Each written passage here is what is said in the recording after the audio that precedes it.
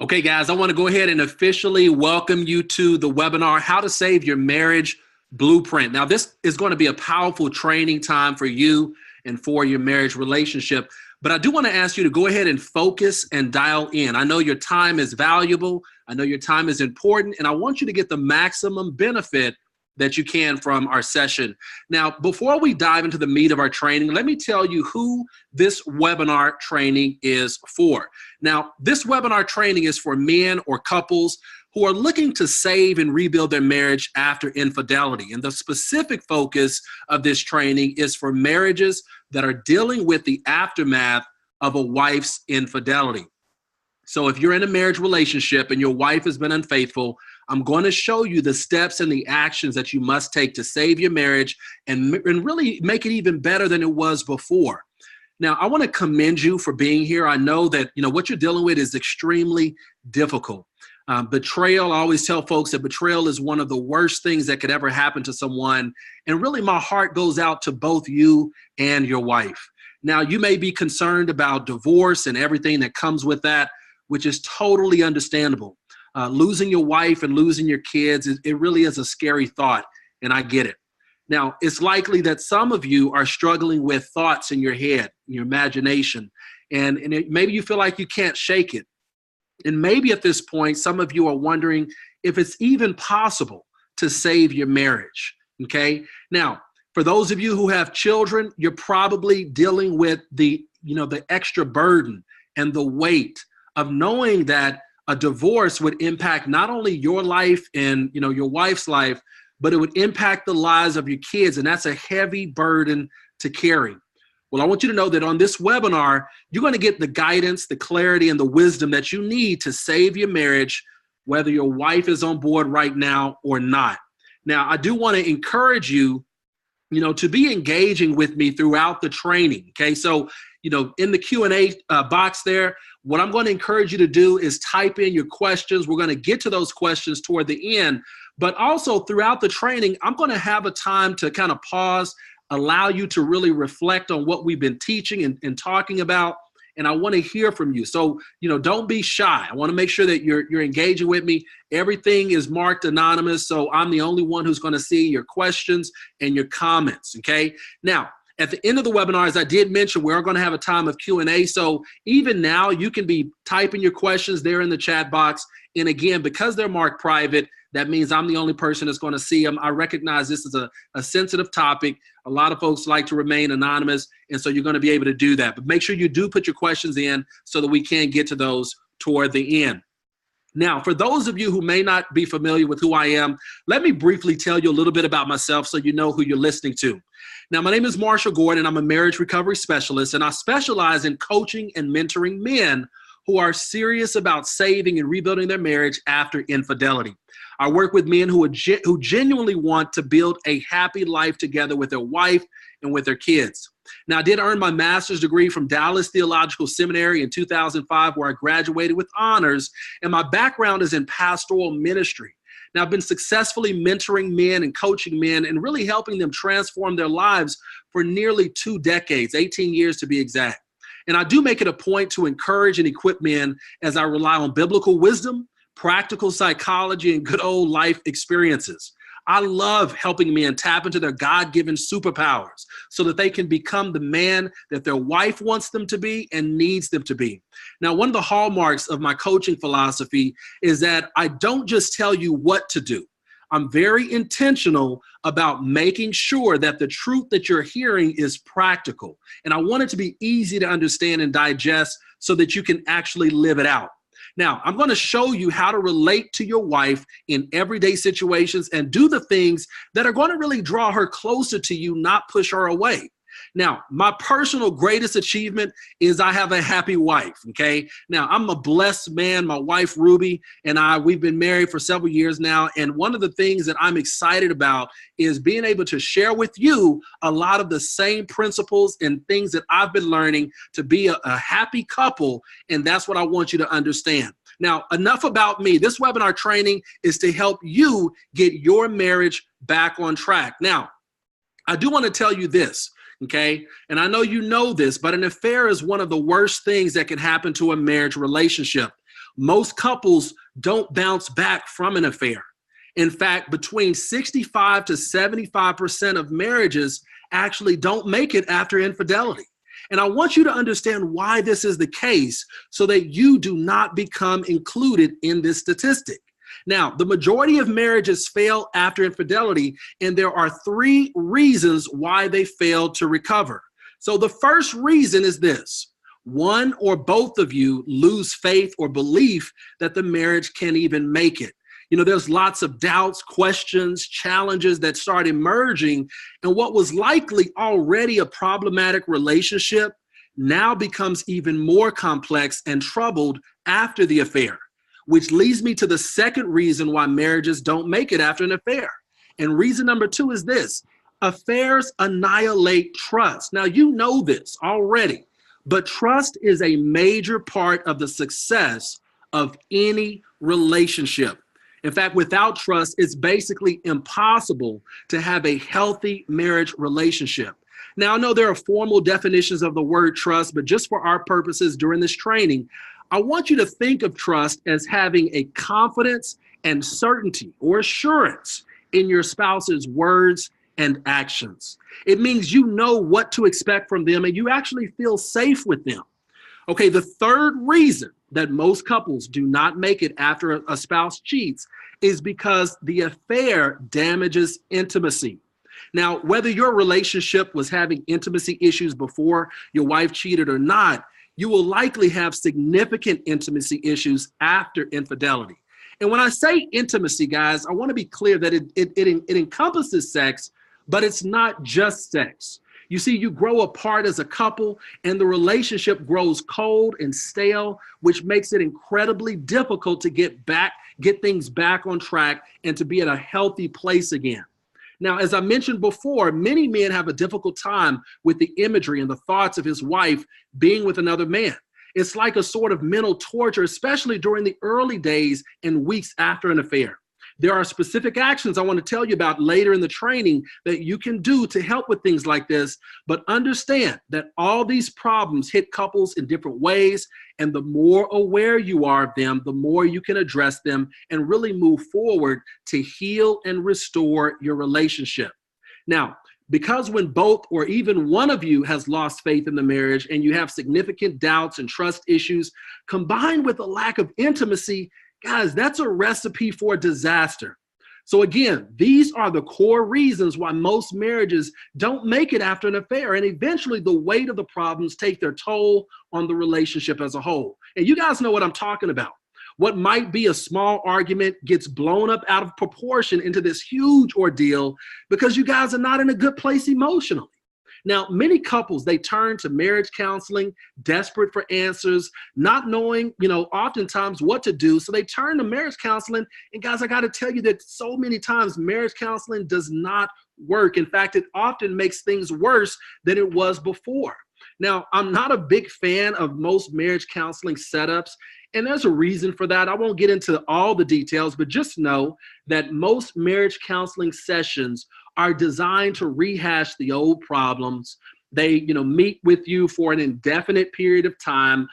I was talking with a friend recently, and she was sharing with me about a coworker, and she was just, wanting to find out more about, my services and things like that, because she had a coworker who had been going to marriage counseling therapy for over a year.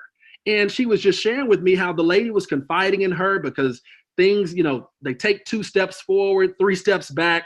And they were really frustrated with what was going on with that situation. And guys, I'm telling you, that's what happens a lot with marriage counseling setups.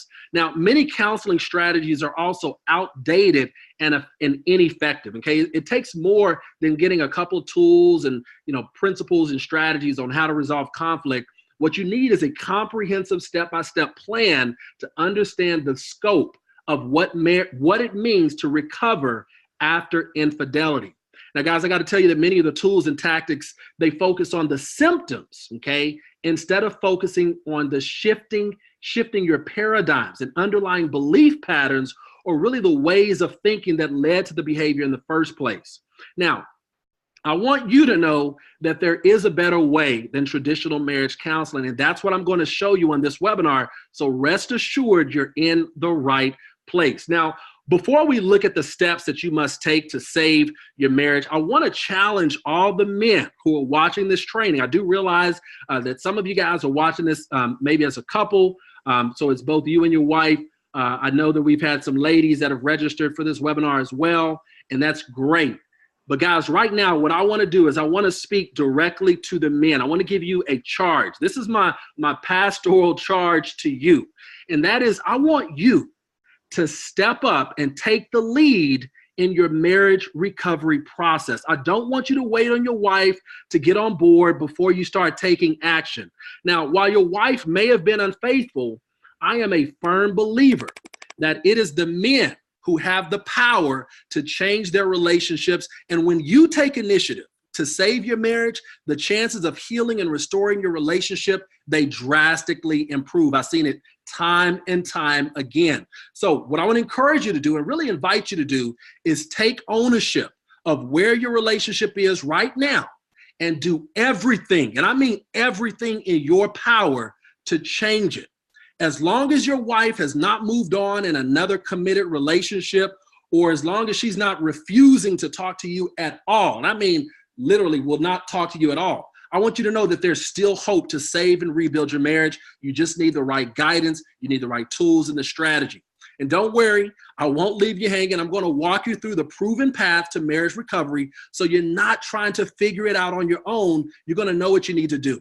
Now, in this webinar, I'm going to show you the exact 3 steps that you must take to save and rebuild your marriage after a wife's infidelity. Now, there are 3 steps, and these 3 steps, guys, they're not optional. So whether you decide to, follow this plan because I'm sharing it with you, or you go with someone else who understands this path, guys, this is what you must do to save and rebuild your marriage. So make sure you write these 3 steps down. Now, this is our marriage recovery roadmap, and it shows you the 3 steps that you must take. As you can see there on the left, step 1 is to restore hope. Step 2 is to rebuild trust. And step 3 is to rekindle passion and love. Now, I want to be clear about something. It's important that you follow these steps in the right order. In other words, don't jump to step 3, where you're trying to rekindle passion and love. I see a lot of guys, they'll start trying to be more romantic, or they start trying to do the things that maybe they felt they failed at before. And I understand that's a noble effort, but what you first must do is restore hope. You want to restore hope, and then you want to do step 2, which is rebuild trust, and then step 3, which is rekindle passion and love. We're going to talk about that. So understand that there is a logical and a sequence to understanding how to save and rebuild your marriage after infidelity. So let's go ahead and look at the first step in the marriage recovery process, which is restoring hope. Now, if you're going to save your marriage and your family, you start by restoring hope in your marriage. You see, infidelity is a devastating blow to any marriage relationship, and it actually shakes your belief and causes you to have all kinds of doubts and questions about the relationship. And whether you admit it or not, you have some doubts about if it's even possible for your marriage to be saved. In fact, you both probably have some doubts, and those doubts may have been there even before the affair took place. But once infidelity took root into your relationship, it complicates things even more. So if you want to save your marriage, the very first thing you must do is restore hope in the relationship. Now, when it comes to restoring hope, here are some principles and some guidelines I want you to keep in mind. First, you must focus on helping your wife believe in the marriage again. You see, your focus during this stage, this restore hope stage, is not on trying to get her to have feelings of love for you or trying to be super romantic. No, that's not the focus of this particular stage. You're just trying to create reassurance that the marriage is worth fighting for, because a lot of folks lose that on both sides, the husband and or the wife. So what your wife needs to see from you is empathy and consistency. I want you to write that down or make a mental note. Empathy and consistency. This is what she needs to see from you. She needs to see that you're committed to the process of recovery. That's why she has to know that you've made a definite decision about the relationship. Guys, I don't want you to be going back and forth with these shady comments or threats. I talk to guys all the time, and they'll be pleading with me about, what can I do to help save my marriage? And I'll ask them some questions. And then they'll start telling me that, they don't want to get a divorce. And then I'll ask a few other questions. And next thing I know, they're sharing with me some of the threats that they gave their wife, or some of the foolish things that they said or did that made their wife then backtrack. And the reason that happens is because they're not showing that they made a definite decision to do everything in their power to save their marriage relationship. Guys, you have to burn the ships, okay? So you get to the island to exercise and demonstrate this level of commitment that you're not trying to leave, that you have to burn the ships in your mind, in your heart, and your wife is going to pick up on that. So you want to reassure your wife that you are still committed to the relationship and that you are working on yourself. Also, during this time, you don't want to make a lot of demands of her. But one of the things that she does have to do is she does have to end the affair if that has not taken place. And she has to exercise and really execute what's called total separation from the lover, okay, from the other guy. Whether it's an emotional affair, whether it was a sexual affair, there has to be total separation from that other relationship, okay? Now, it's not uncommon for a person to experience withdrawal symptoms, okay? So when you're in this relationship with someone else outside of your marriage, understand that it's a superficial bubble. There are dynamics and things that take place physiologically, even in your brain, that cause you to enjoy this relationship even more than your marriage relationship. That is very common. After all, you're in this bubble, so it's superficial. You're not dealing with the mundane day-to-day things of marriage life. Making sure kids take out the trash and laundry and, school functions for your children, getting the house painted, whatever it may be. This relationship is insulated from that. This affair relationship is often insulated from those mundane things. So this relationship gave you a tremendous amount of pleasure and excitement. And I'm not just talking about the physical sexual aspect. I'm just talking about the adrenaline rush. I'm talking about the things that take place, the dopamine in your brain, and that heightened sense of pleasure then causes you to have withdrawals when the relationship ends. Just know that your mind and your brain will play tricks on you. You'll start thinking that, man, I'm in love with this person. And you may feel in love with that person. And you may think that that person is right for you and that you're supposed to stay with that person instead of your husband.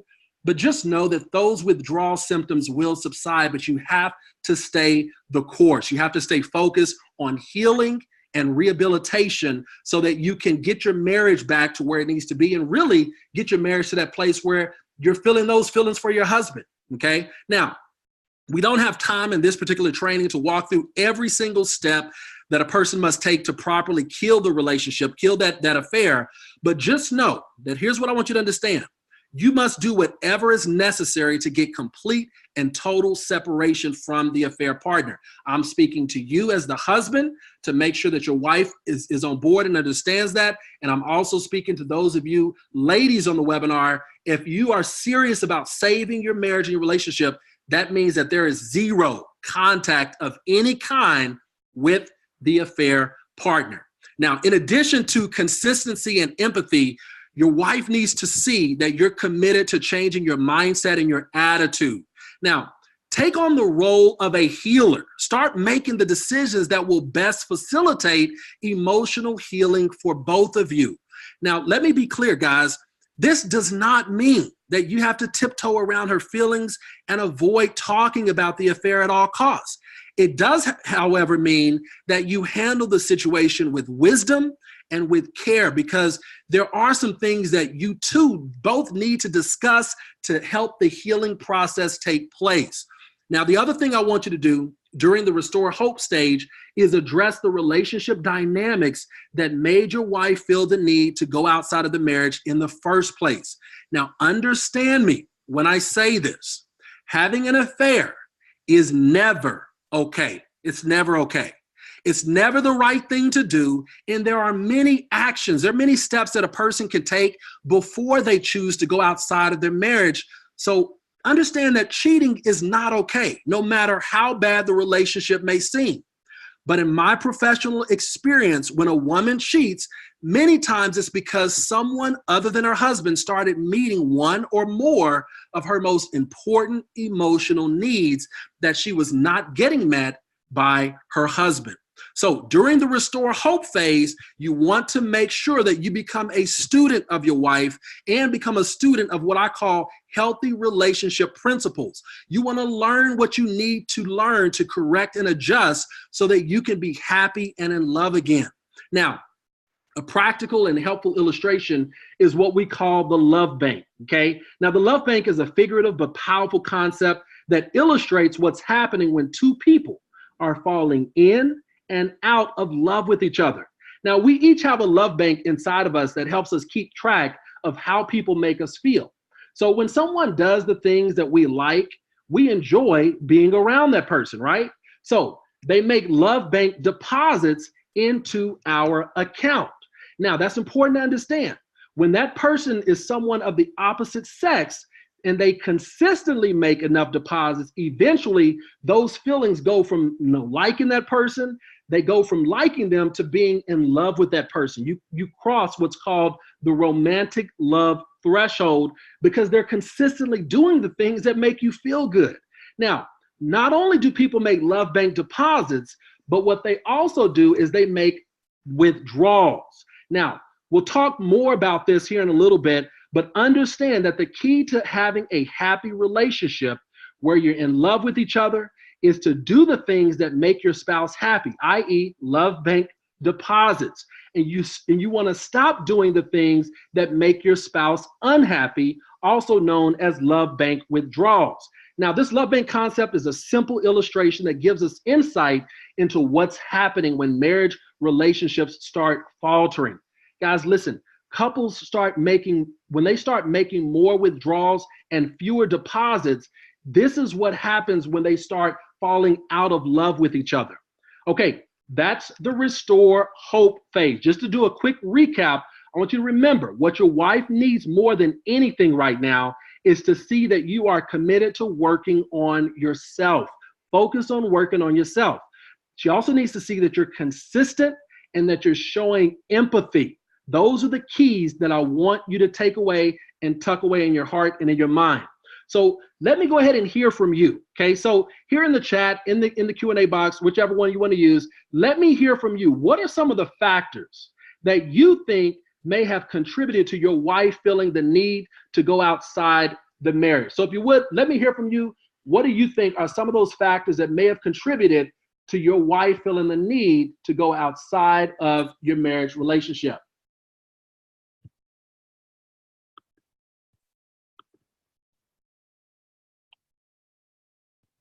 Okay, excellent. I see some of you guys have already started putting your questions there in the chat. If you would do me a favor, go ahead and copy and paste. Make sure that your questions are placed in the Q&A box. That way, toward the end, we'll get to those. But I do appreciate you guys putting your questions there already. So excellent, and we'll get to those here a little bit later.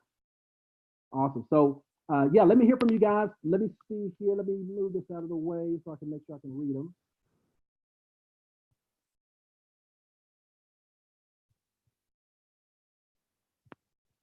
All right. Awesome. Appreciate the feedback, guys. Awesome. Awesome. So I've had someone said that she felt empty, wasn't getting her needs met.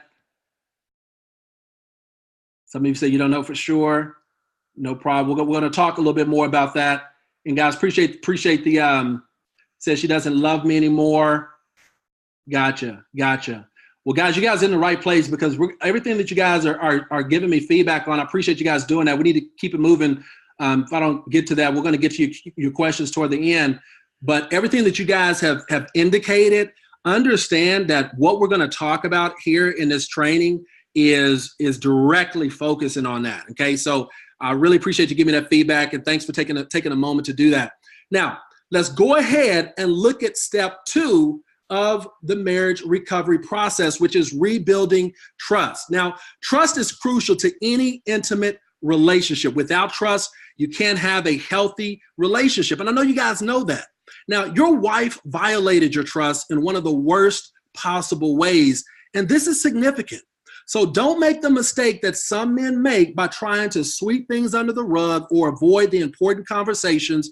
What you need to do is you want to have honest dialogue, okay? As a couple, you want to make sure that you're having clear communication with each other. Now, your wife may feel horrible about what she's done, and basic human nature is to avoid pain, things that make us feel bad. However, understand me when I say this, it's important that you have a plan of action to engage in open, honest discussion about what happened. And also you want to talk about how you're going to move forward from it. Now, you don't need to rehash every single detail just for the sake of airing out, the dirty laundry. But if you don't get things out and process them in a healthy and honest way, the distrust will eat away at you. You will feel resentment, penned up anger, and emotional frustration. And remember, dishonesty is a major love bank withdrawal. Remember, we talked about making those love bank deposits. That's how you fall in love with someone and maintain the feelings of love. But when you're making those love bank withdrawals, that's what causes couples to not feel in love with each other. So a practical tip, okay? Here's a practical tip. I want you guys to consider doing this. Plan a disclosure meeting where you guys actually talk, okay? So you have an expectations exchange about what this meeting is going to be about. You're going to have a chance to ask your questions. And this is the time that you want to get all your questions out, write them down, and then give them to her. And you may give the questions to her ahead of time, but you want to give her an opportunity to answer the questions that are most important for you to understand. Now, the point of this disclosure meeting is to minimize the need to be answering questions every 2 or 3 days, okay? Because what happens is the trauma, it's like reopening a wound to have to keep going back and deal with that. So a healthy balance is to say, hey, let's have a disclosure meeting where we're going to talk through these things. We're going to have a healthy conversation. If you don't feel capable, let us know. We can talk through some options in terms of getting some coaching to help you guys with that.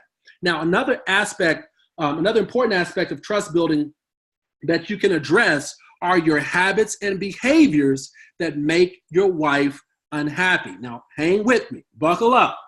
Most people have habits, instincts, and behaviors that make their spouse unhappy. All of us have something going on. The idea is that we want to minimize them as much as possible. And you guys know what I'm talking about. She's probably complained about them to you several times before. So if you want to get your wife to start trusting you again, you want to focus on changing those habits and behaviors that make her unhappy.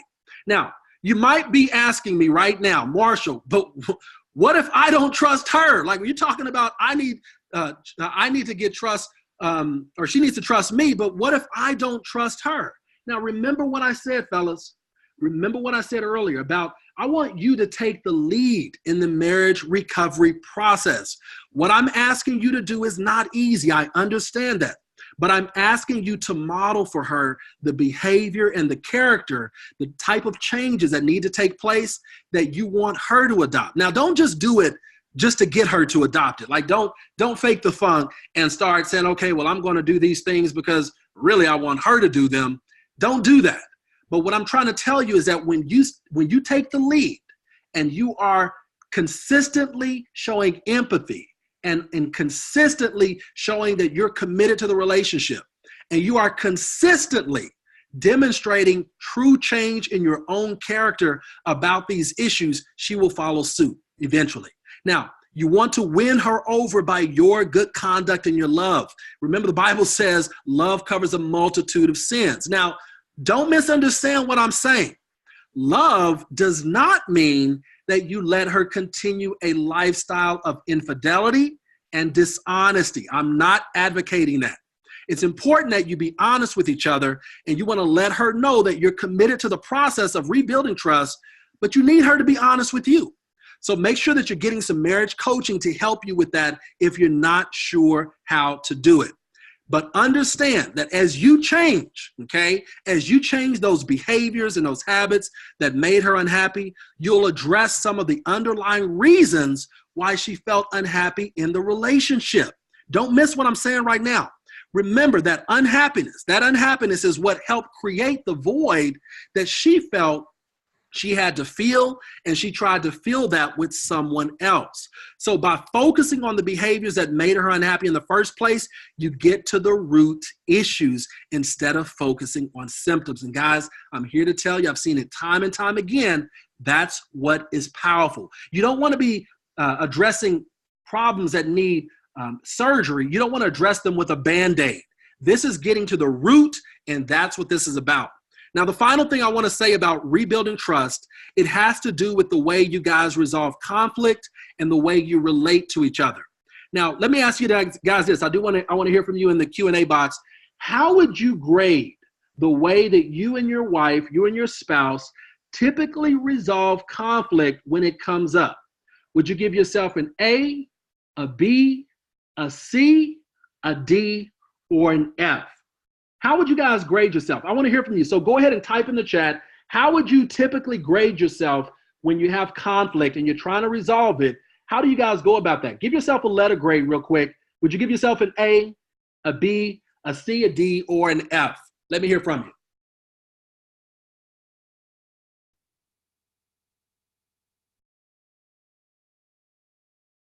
Appreciate you guys doing that. Awesome. Appreciate the feedback. Looks like we're all over the place. A lot of C's, D's, and F's. Okay. Well, hey, I appreciate the honesty, and that's why we're here. Well, guys, conflict in marriage is inevitable. In fact, I always tell the men that I coach, and listen to this, marriage is not a sign that you're married to the wrong person. It's a sign that you're married. Okay, marriage is not a sign that you're married to. Conflict in marriage is not a sign that you're married to the wrong person. It's a sign that you're married. Now, the question is not, will you have conflict? The real question is, do you resolve it in a healthy way? Now, I want you guys to look at this diagram. This is a simple but powerful diagram when you truly understand it. So if you look on the left, you see the word intimacy. Okay, now, intimacy is that place where you and your wife are doing good, you're connected, you're enjoying each other, the sex is bomb, life is good. You're friendly towards each other, and you're on the same page. It's that place in your relationship when you feel good about your relationship. Now, with every relationship, every marriage relationship, conflict comes up. So if you see in the middle there, imagine, things are going well, and then you have some conflict. Well, think of this conflict as like a crossroads. When that conflict happens, now you can go one of two ways. You can either resolve it in a healthy way and in a way that makes sense.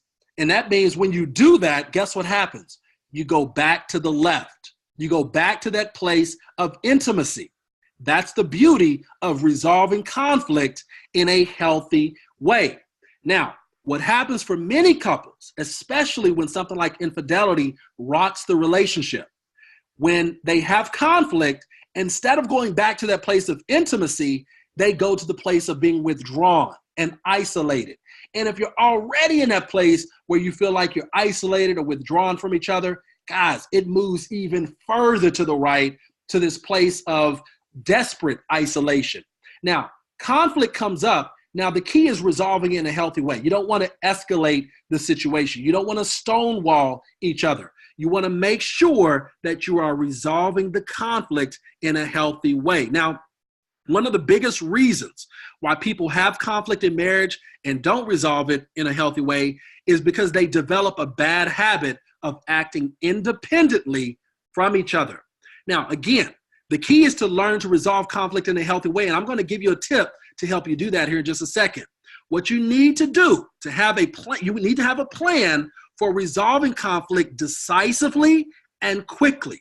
So again, let me give you a quick tip. What you want to do is focus on looking for solutions and outcomes that are win-win scenarios for both of you. Now, hear me when I say this, okay? In other words, make the decisions that you both can be happy about. That means practice looking for the outcomes that you both feel good about instead of those scenarios that only one of you likes. Now, we call this the policy of mutual agreement. You see, it's human nature to act independently of each other, but it's not healthy. So what is healthy for the relationship is to be interdependent, not independent. Now, the policy of mutual agreement, it helps to ensure that you are making decisions that take both of your interests in mind and therefore maintain feelings of love for each other, because that's what we want to do. Now, when you do the things for yourself and you don't think much about your spouse, that's another way to make those love bank withdrawals. And remember, we don't want to make withdrawals. We want to be making those deposits. Now, let me tell you guys a quick story just to kind of bring this point home about this policy of mutual agreement. So, this past Thanksgiving, my wife and I, we were talking about, having guests over for Thanksgiving, and we had decided, maybe to do it and maybe not. And then at one point, it got to a point where we were like, it was frustrating because, there were certain people that I wanted to have over for Thanksgiving, but at the same time, it would mean, getting the house ready, a lot of cleaning, prep and all that kind of stuff, in addition to the cooking, okay? And I'm doing a lot of the cooking. My wife is doing a lot of the cooking. And so what we decided, instead of, me making decisions independently of her and doing what I wanted to do, and instead of her making decisions to say, no, we're just going to shut it down completely and doing her own thing, we decided to look for what is the win-win outcome. How can we both be happy, we both feel good about the decision, and move forward? And so what we decided is to hire a cleaning lady just for the day. And she came and she cleaned, literally, she came actually the day before Thanksgiving, and she had the house spotless. Now, we've done that before in the past, but we never really thought about doing it for the Thanksgiving meal. But guys, it was an excellent win-win opportunity where we were able to resolve the issue because we were looking for win-win scenarios. And I got to tell you guys, this applies to little conflict and big conflict. It can be where you want to go for the movies or where you want to go for dinner. What I want to encourage you to do is get in the mindset and the habit of looking for win-win scenarios where both of you feel good. Because what happens if you make the decision that you feel good about, but your spouse doesn't like it, what you're doing is you're making those love bank withdrawals. So essentially, they're not happy. And you may have gotten what you wanted, but in the long term, you didn't get what you want because now your spouse is resentful or there's this undercurrent of frustration. But when you guys are focused and you are intentional about making the decisions that both of you are going to smile about, guys, that's how you stop the conflict or stop the arguments before they even happen. And it's a beautiful, beautiful thing. So again, when it comes to rebuilding trust, here's what I want you to remember. Here are the key highlights. Develop a plan for honest, open communication. Focus on changing your habits and behaviors that make your wife unhappy. And again, look for win-win outcomes instead of acting in your own best interest. Okay, step 1, remember, is restore hope. Step 2 is rebuild trust. And now step 3 is rekindle passion and love. Now we're getting to the juicy stuff. Guys, passion, love, and intimacy in a marriage is a common characteristic of a healthy, vibrant relationship. Now, it should come as no surprise then that when a marriage is hit by an affair, you lose that fire in your relationship. The relationship becomes stale and cold, and it's really hard to recover the fire when it's gone, especially when you don't know what you're doing. So in this segment, this Rekindle Passion and Love segment, I want to give you some advice to help with regaining that fiery passion and love. Now, as I mentioned before, usually when someone goes outside of their marriage to have an affair, it's because they were already having problems in their relationship. Not always, but usually. Now, remember, it is not uncommon for a person to have an affair when they feel like one or more of their most important emotional needs are not being met. And some people know what their needs are. Some people don't even know how to articulate them, but that doesn't change the fact that they are there. You see, chances are your wife had important emotional needs that were not being met. Again, this does not justify having an affair. I want to be clear about that. but because there are several actions that a person can take before they make the decision to go outside of their marriage relationship. So understand that infidelity is never acceptable. What I'm doing is just pointing out the fact that as human beings, because we do have these emotional needs that are supposed to be met by our spouse, when the needs go unmet, we become unhappy. Now, we even start associating being unhappy with being married to our spouse. And this is unfortunate. Nobody likes being unhappy. After a while, some people look elsewhere to get their needs met. Now, for some, they may not go out looking to get their needs met. And then for some, it just happens because it may be a work relationship. It may be, at the gym. It could be a family friend, but it just happens because now all of a sudden, someone is scratching where you're itching, so to speak, emotionally. And this is usually what happens when a woman cheats. So someone else started meeting her needs and meeting her most important emotional needs. And the analogy that I like to use is like being thirsty in a desert. You know you need water because your throat is dry, you're parched, but you go looking for water in the wrong places in an unhealthy way. So what I don't want to negate is the need to make sure that those needs are addressed. What I'm pointing out is that we want to make sure we're meeting those needs in a healthy way, okay? Now, the key for you to understand is that your wife has these emotional needs, and fellas, it is your job to identify and meet her needs consistently. This is the best way to make those love bank deposits. The reason a woman will say, I don't feel like I'm in love with you, the reason she'll say I'm in love with this other guy, guys, it's because he's meeting those needs consistently. Or if she says she doesn't feel like she loves you anymore, it's simply because you have not been meeting her needs. Guys, I don't want to make this too elementary because it really is a simple concept, but the key is understanding what those needs are and understanding how to consistently meet those needs. So let me show you guys, these are 5 common emotional needs that women often have. Now, for couples, there are typically 10 emotional needs. Now, I want to be clear that this is not something that's optional. These are needs that a person has. Now, your wife may have some needs that are not on this list, but just understand that these are some of the most common emotional needs that women have. They have a need for affection. Let me kind of explain what that means.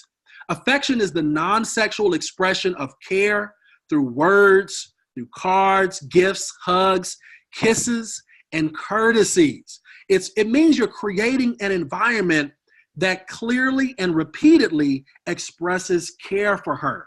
When you show your wife affection, it warms her. In fact, the Bible talks about husbands should love their wives as Christ loved the church and gave himself up for it. And that's the idea here, is that you want to warm your wife. You want to love her as your own body, is what the scriptures say.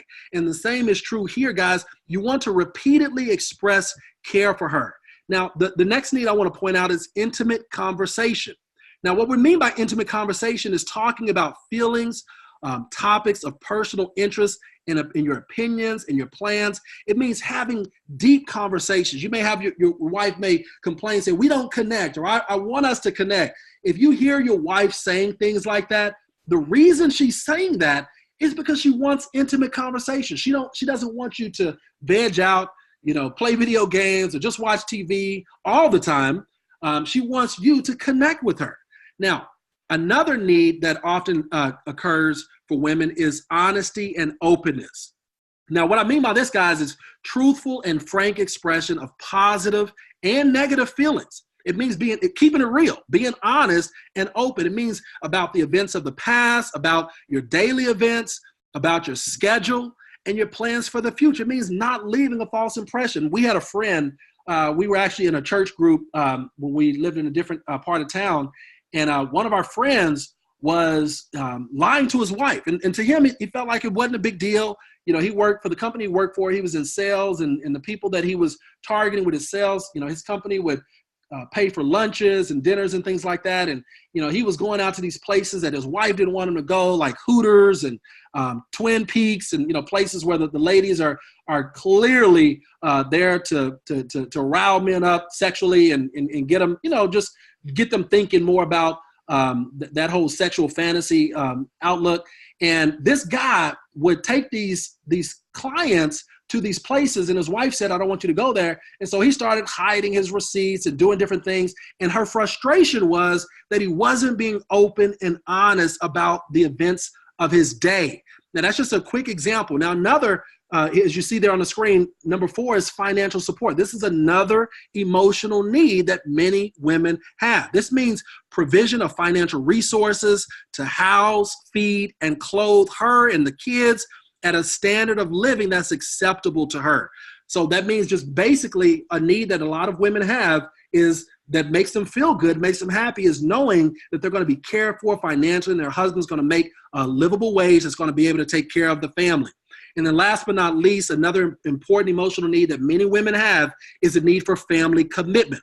Now, what we mean here is provision for the moral and educational development of your children within the family unit. In other words, she doesn't want you to check out when it comes to developing and raising your sons and your daughters. She wants you to be active, to be intentional, to be involved, okay? Now, that's what that means. So guys, identifying and meeting your wife's 5 most important emotional needs, it should be amongst your highest priorities as a man. It is absolutely critical if you want to rekindle passion and love in your marriage. And remember, meeting her needs is the best way to make those love bank deposits into her love bank that we talked about earlier. And this is what makes her fall in love with you. So I want to hear from you. Let me hear from you there in the Q&A box in the chat.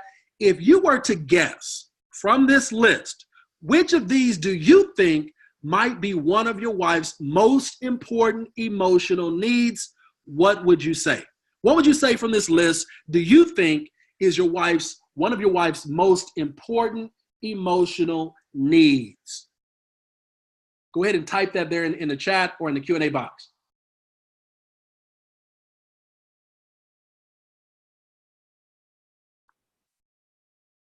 Awesome, awesome. So I'm saying affection, intimate conversation. Yeah, affection.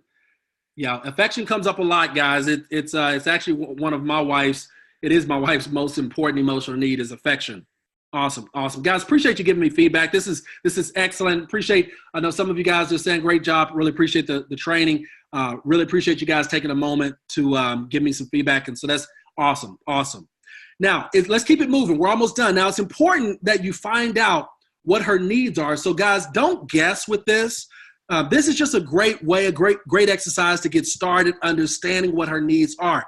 In fact, it's absolutely imperative that you not only identify and understand her needs, but guys, listen to this. You want to build into your weekly schedule a way to guarantee that you will meet her needs consistently. Now, the benefits of doing this are 100% worth it. Trust me on this one. I've seen it over and over again in my own life and with the men that I coach and mentor. When you meet your wife's most important emotional needs, there's nothing she won't do for you because she'll be happy and in love with you. She'll want to be around you. It's awesome, awesome, awesome. So let me tell you something cool about what happens when you do this. It's called the law of reciprocity.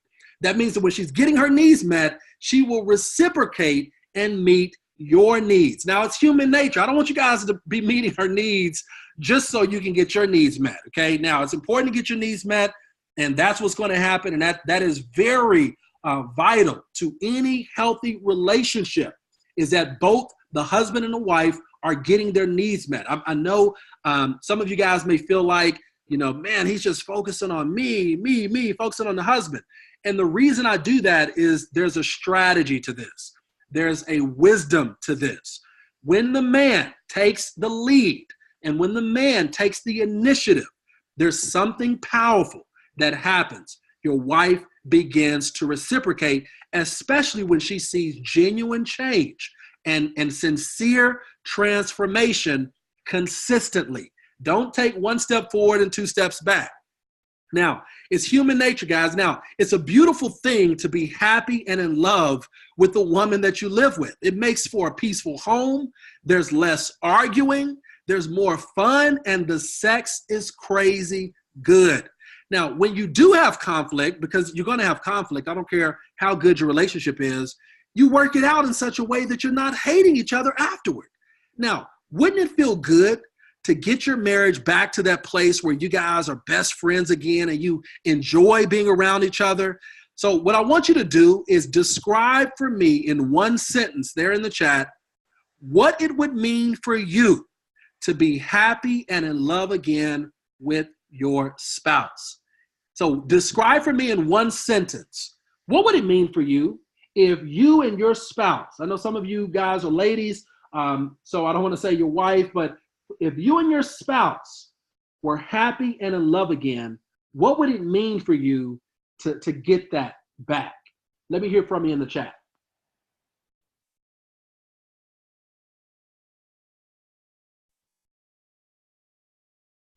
Awesome, awesome. I'm hearing it would mean the world. Awesome. It would be everything. Awesome. Awesome. It feels so good. Awesome, guys. Appreciate the feedback. Well, guys, I do want to honor your time, so I'm going to keep moving. I do appreciate you guys giving that feedback. So understand this. Being happy and in love, it doesn't mean that you don't have problems, okay? But it does mean that, what used to be big problems are now small things. They're not big anymore because you're on the same team and you actually like each other and you want the best for each other. So instead of nitpicking each other and being at each other's throats, you actually work things out in a peaceful way. It's a beautiful, beautiful thing. Now, the last thing I'll say about rekindling passion and love, it has to do with the fuel that you're going to need to be consistent over the long haul. In order to consistently meet your wife's needs, you have to become a new man. You have to develop yourself in such a way that you're able to better manage and process your emotions. Guys, emotions such as anger, fear, depression, anxiety, or jealousy, they have no place in your marriage relationship, and it will sabotage your efforts to maintain passion and love. That's why it's critical that you have a strategy for maintaining a healthy emotional state. We call this emotional conditioning. In other words, it's super important that you develop the skills and that you develop the routines that are going to help put you in a healthy place emotionally. Now, it's a lot easier to love your wife and meet her needs when you are doing well emotionally. It's extremely difficult to do so when you are not. Now, we don't have the time to go into all the details and action steps for getting and maintaining a peak emotional state, but I do want to give you one principle that you can use that will help get you started. So write this down. What you focus on, you feel. I'm going to say that again. What you focus on, you feel. Now, my son and I, we have this mantra that we do in the mornings where I'll ask him, I'll start the phrase, I'll say, what you focus on, and then he'll say, you feel. Now, he's 7 years old, so we kind of go through this in a very simplistic way. But guys, I want you to understand is that when you focus on negative, when you focus on the worst possible outcome, when you focus on maybe something your wife said that offended you, what you start doing is that instant replay in your mind, okay? And when you start doing that instant replay, what you focus on is going to have a corresponding emotion attached to it. So if you're focusing on the negative, the comment she made, the wisecrack, or maybe you're focusing on her act of infidelity, when you start taking your mind there, you're going to start feeling those emotions: jealousy, anger, bitterness, fear. Guys, what I want to encourage you to do is control what you focus on. Change your focus. In other words, change the channel in your mind. You don't have to stay on that channel that you're on. That's not serving you. It's not helping you. It's crippling you. So here are some quick tips to help you maintain a healthy emotional state and really help you change what you're focusing on each day. So what I want to encourage you to do is start your day with gratitude. So first thing you need to do when you wake up, I want you to start thinking about 3 to 5 things that you are grateful for. I want you to speak those things out. I want you to focus on those things that you're grateful for and actually feel it emotionally, because it's hard for a spirit and a heart of gratitude to also have a spirit of fear. They don't go well together. So when you focus on what you're grateful for, you are changing the channel in your mind. You are shifting your focus in your mindset. Now, the other thing I want to encourage you to do is have a devotional. Now, I'm a Christian. I understand that I believe that God created the world, and I believe that he created us to know him and to have a relationship with him. So for me, having a devotional means getting into the word, getting into the Bible, understanding what God says, reading and focusing on what he says, and letting those scriptures teach me and train me to understand who he is and how he sees me. Guys, I also want to encourage you guys to pray, to meditate. And that means to take what you're learning and to speak those things back to God, to speak those things back to him and to thank him for what he's done. And then also, guys, let's keep it practical and real. I want you to exercise. That means get moving. You don't have to be, training to be a bodybuilder or anything like that. But I do want to encourage you to make sure that you have a regular exercise regimen if you don't already, because there's something about releasing those endorphins. There's something about getting moving, sweating, and that helps you stay and maintain that peak emotional state. And last but not least, I'll tell you is get some rest. Now, this is my short list, guys, just because I know that this webinar is only an hour long, but I wanted to make sure that you have some practical tips. Get your rest, because when you're not rested emotionally, it has a negative impact on your mood, okay? So make sure you're doing the things to maintain a peak emotional state. Now, most importantly, you need to develop a plan for personal transformation, and here's why. You don't want to keep having the same problems that you've always had. And guys, I'm going to tell you, if you don't change, your relationship will not change. Focus your mind, your heart, and your soul on becoming a better version of yourself. This is non-negotiable. Now, I'll talk to guys all the time who are looking to do couples counseling. They say, well, we're having problems, so I want to go to couples counseling. And I understand the rationale, but what I want to encourage you to do is focus on yourself. The best gift that you can give your wife, and if you have children, the best gift that you can give your children and your marriage relationship is a transformed you. That's the best thing you can do. Focus on yourself, develop a plan for personal transformation. She will be happier, and so will you.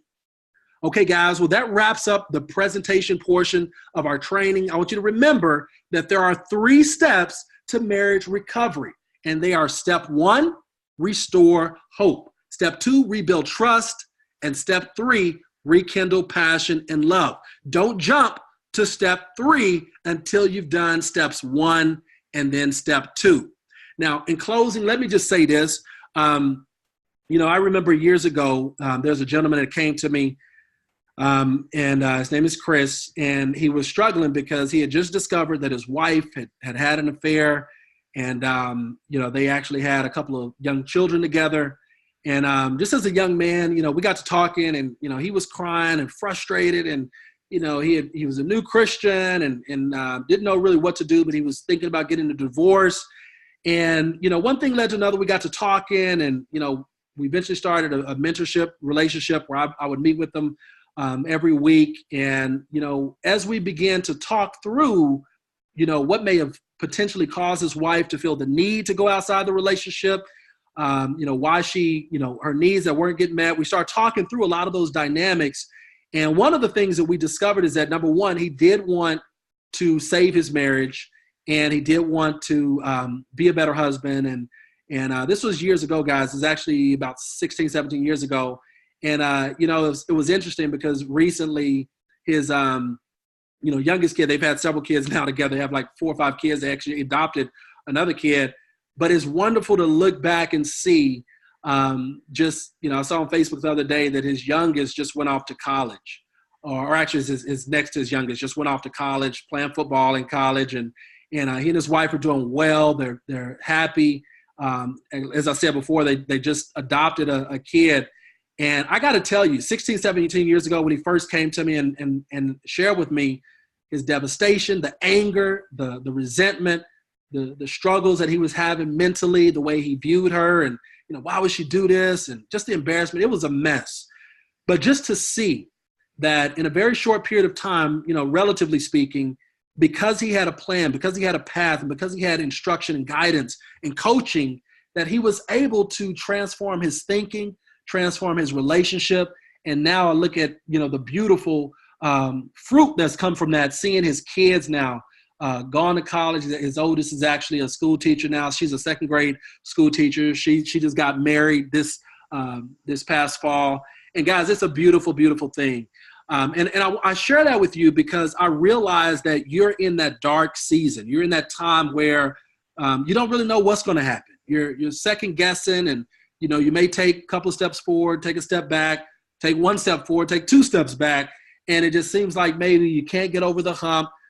One conversation can sometimes cause you to start thinking, well, maybe this is not it. And what I want to encourage you to do is don't punt on second down. Don't punt on second down. That means don't give up yet, because if you are willing to do the work, to get the help, to focus, and to follow this plan, trust me when I tell you, I've seen it time and time and time again. I got countless stories where I can tell you of men who were able to save their marriage relationships. Some of those situations were men who cheated on their wives. Some of them were wives who cheated on their husbands. But guys, the same outcome over and over again when people follow the plan to save their marriage relationship. It's a beautiful, beautiful thing.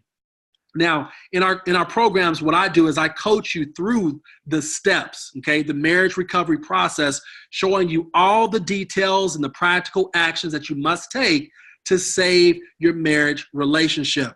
Now, as you can see, there's on the screen, guys, this is the marriage recovery process. This is the roadmap that we walk our men through, okay? We walk you through steps 1, steps 2, steps 3, and as you can see, each step has smaller action steps that you must do in order to save and rebuild your marriage. We've been talking about this roadmap throughout our training.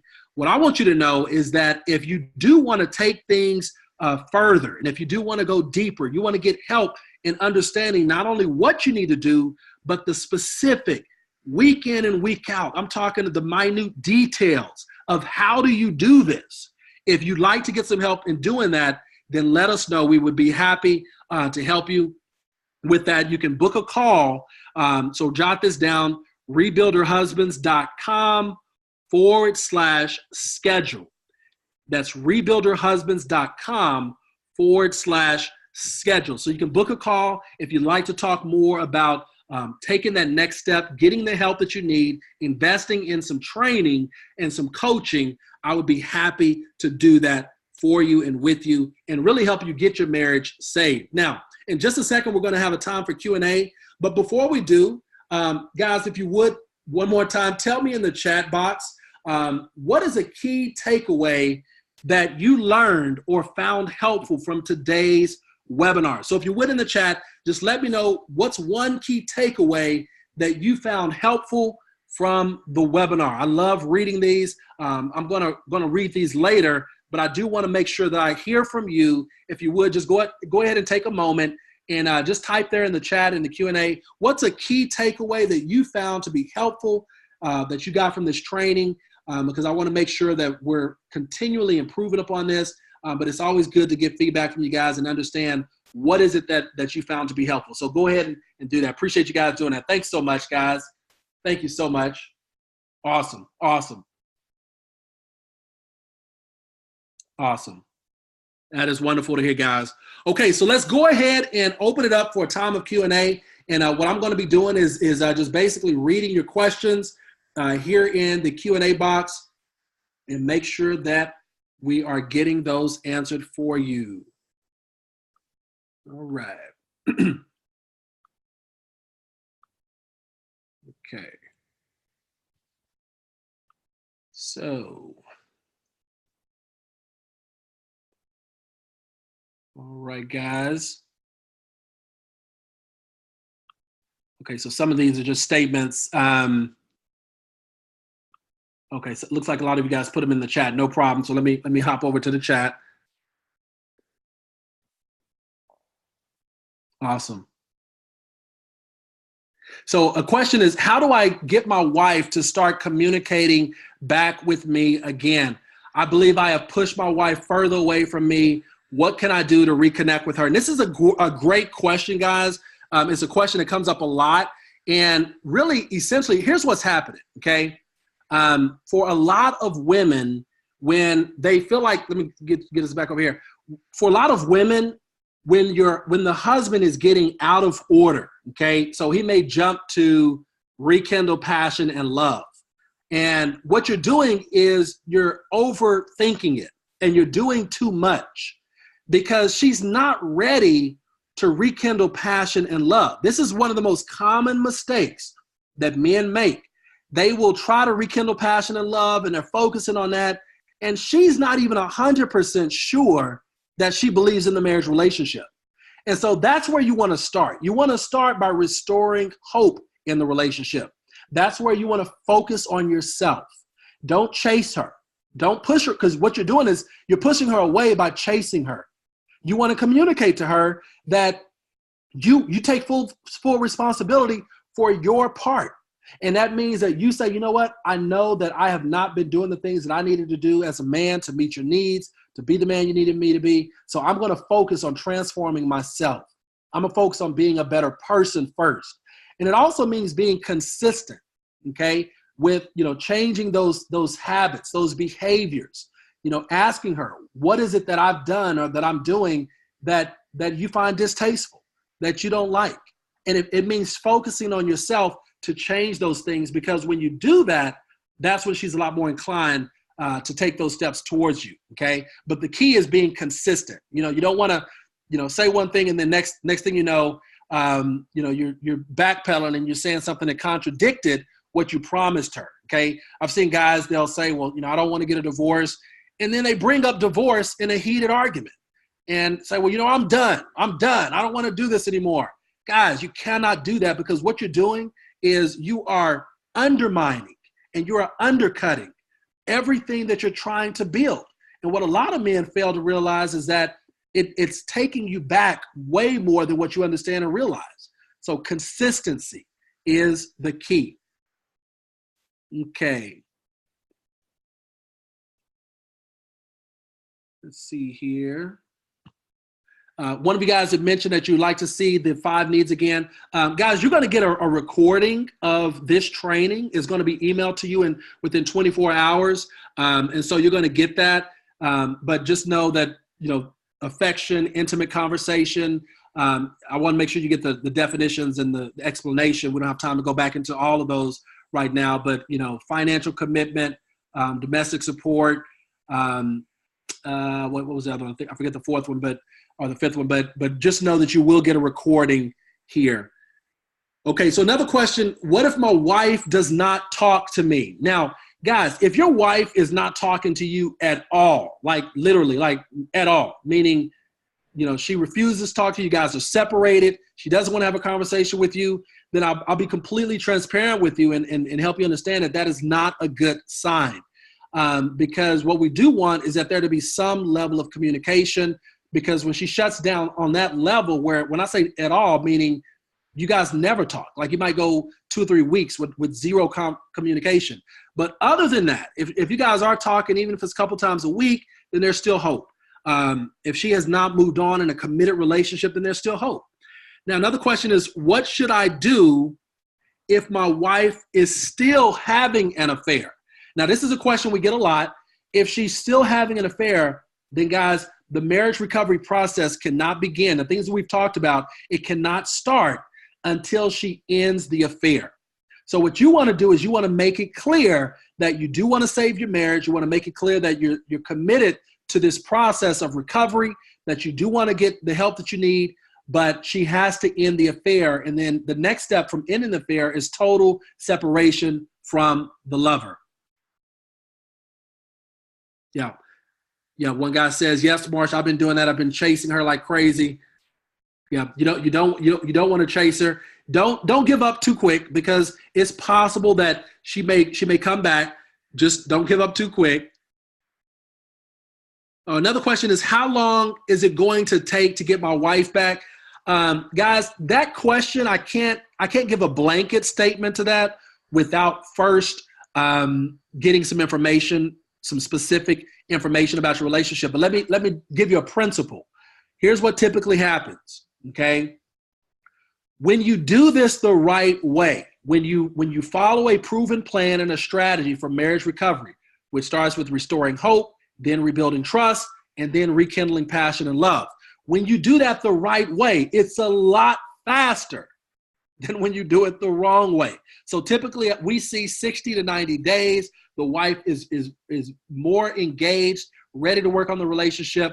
You guys are moving to that place of rebuilding trust, and then ultimately rekindling passion and love.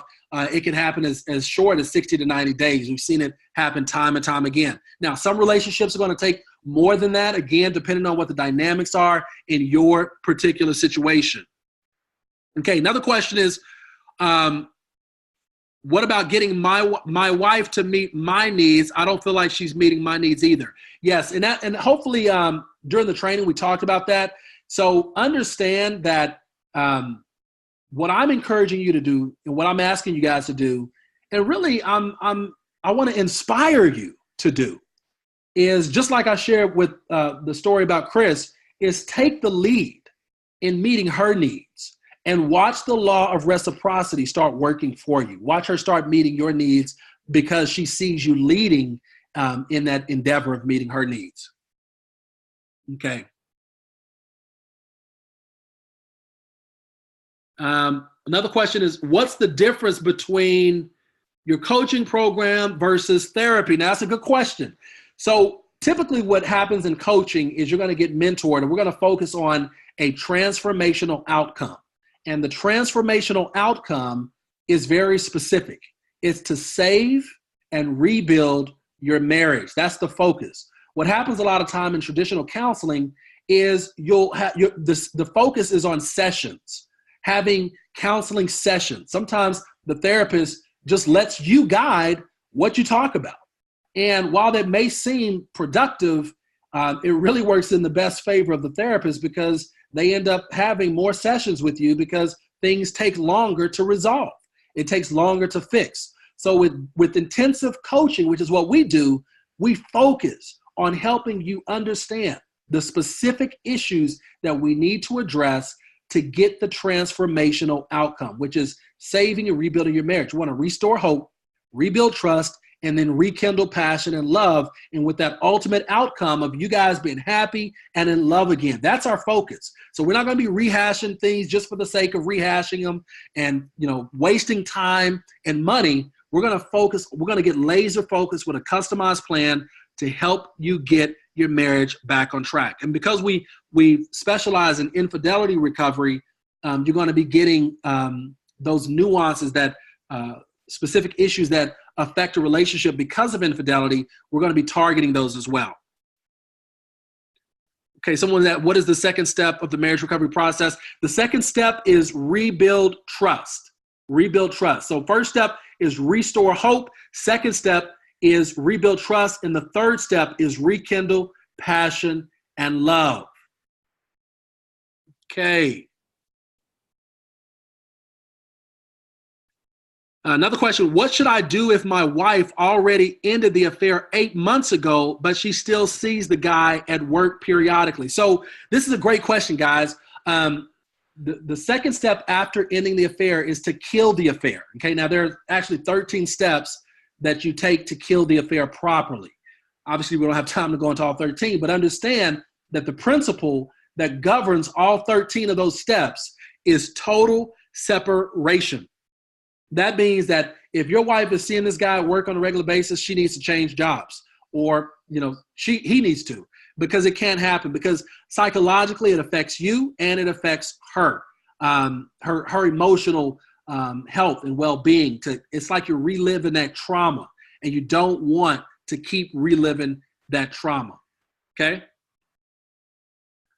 All right. Guys, I think we answered all the questions.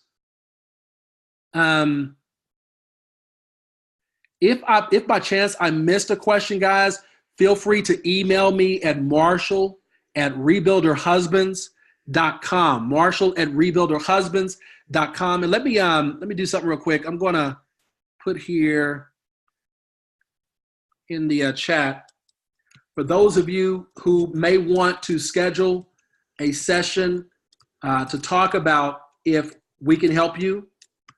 If you'd like to look at investing in some training, you should see that there in the chat. You should be able to see the link. If you click that link, rebuilderhusbands.com/schedule, then you can get on our calendar. Okay, and so what that means is that I'll get on the phone with you. We can talk through your specific issues in terms of where your relationship is, and I can share with you a little bit more about the two different programs that we have to help people save and rebuild their marriages. Okay, so if you'd like to get some help, be sure to get on the calendar and talk to us there, guys. Again, I appreciate your feedback. Awesome to see that you guys have been blessed by this training. It really does my heart some good. So just as we wrap up, guys, just know that it's not over, okay? Even if your wife filed for divorce or the divorce got finalized, if she's not in a committed relationship with someone else, then guys, I want you to know that it's not over. Keep fighting. I've seen the beautiful restoration process again and again where people have been able to not only win their wife back, but get their marriage to a place where it's even better than it was before, because that's what we want. Well, guys, again, I trust and pray that this has been a blessing to you. Until next time, take care.